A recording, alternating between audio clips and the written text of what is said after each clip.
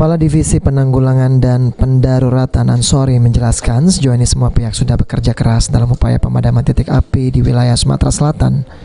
Semua fasilitas seperti heli waterbombing, heli patroli sudah dikerahkan untuk melakukan pemadaman dan juga pemantauan setiap hari.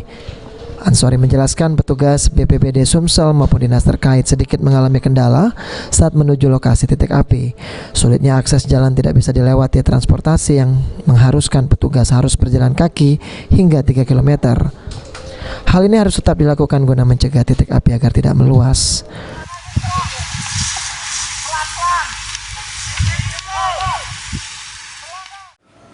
Jadi untuk hari ini khususnya seminggu terakhir sudah terjadi peningkatan yang signifikan untuk titik hotspot di Sumatera Selatan. Itu berakibat adanya kabut asap di wilayah Kota Palembang.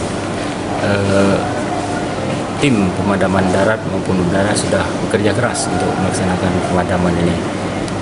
Tapi memang kondisi kebakaran yang terjadi saat ini merupakan wilayah-wilayah yang sulit diakses melalui kendaraan, hanya bisa dilalui oleh berjalan kaki. Itu juga butuh waktu 3 kilo perjalanan untuk menuju lokasi. Ade Sunandar, PAL TV.